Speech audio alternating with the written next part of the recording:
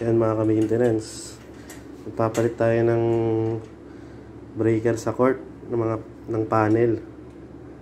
Nakakabit lang namin yung mga breaker.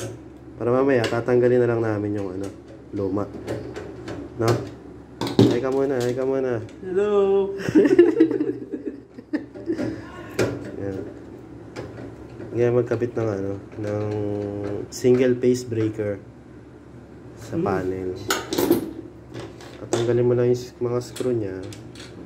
Tapos itatapat mo yung washer.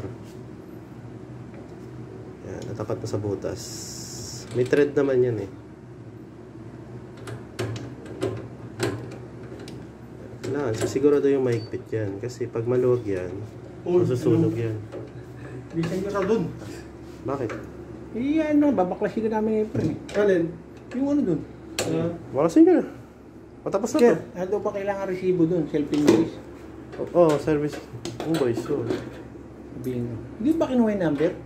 Ayan, yung kinakabit niyan, yung panlock niya sa likod, sa kabilang side naman. Tayo yan.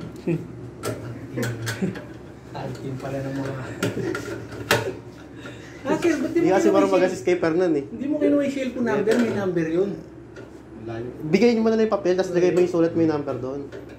Balik niya sa akin yung papel. May tangali ba?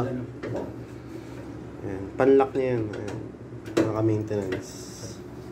No! Pag hindi ko kita ito yun. 3.5 million booking.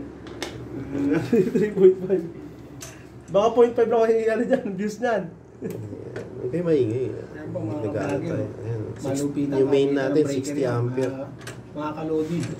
Kahit marumatiradang breaker yan. Hindi basta-basta yan. Pag pumalpa ka dyan, brother. Kurado ko, patangin na dyan. So, isa dyan talaga. Kailangan masikip yung pagkakagawa mo yan. Hindi basta-basta yung pagkabit yan. Kailangan dyan, umakapoy. Kailangan sumusunod kayo sa mga proseso niya, mga kalodi. No.